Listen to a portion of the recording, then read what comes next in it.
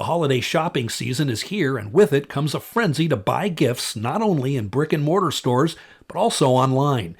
Shopping online is not only popular, but convenient, allowing customers to find just about anything they want to buy in stock and not having to deal with traffic and crowds that accompany holiday shopping. But despite the convenience of shopping online, there are dangers, especially when it comes to scams that really take off during Black Friday and Cyber Monday.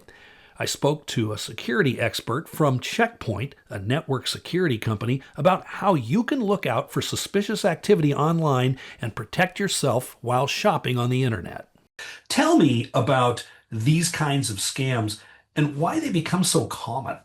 So anytime there's a big event and a shopping event, and especially Black Friday and the whole entire holiday shopping season, we see an increase in scams that are uh, being put out onto the internet. Obviously, people are shopping. It's a shopping frenzy. People are looking for great deals.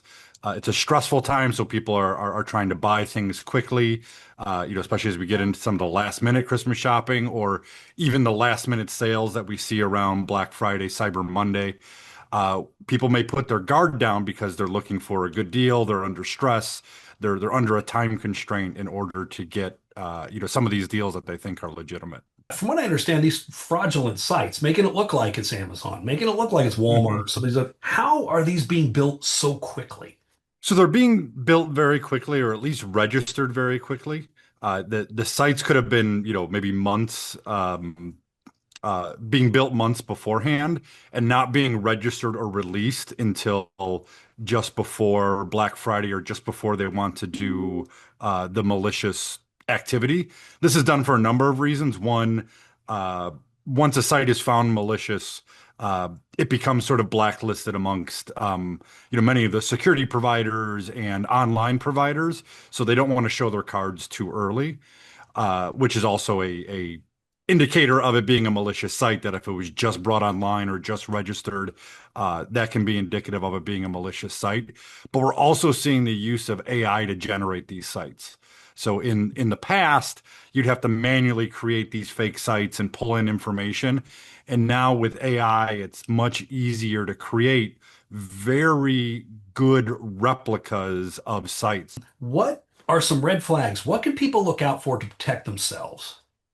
So there's a number of things that a person can look at. Is probably the easiest thing to look at is look at the actual URL, the actual address of the web page.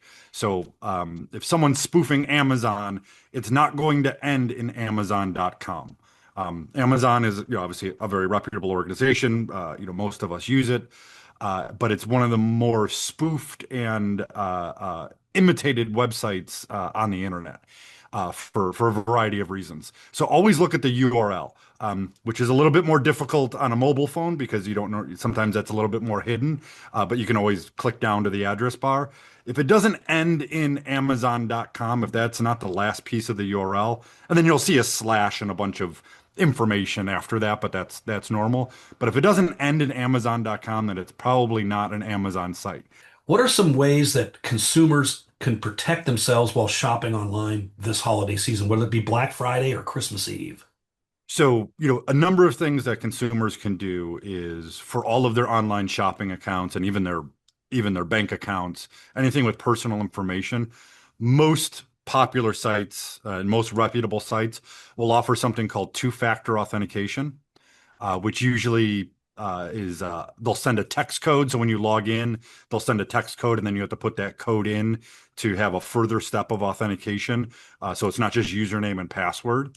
A lot of sites are now starting to use what we call pass keys, which are available on most devices. So it goes a step beyond username and password. It's kind of a one-time generated key that uses, a bunch of math that I don't even understand, but to kind of authenticate you, and you have to have some type of, program that's built into your browser or built into your mobile phone that generates that key. Also make sure that you have, up-to-date antivirus and even mobile protection on your phone.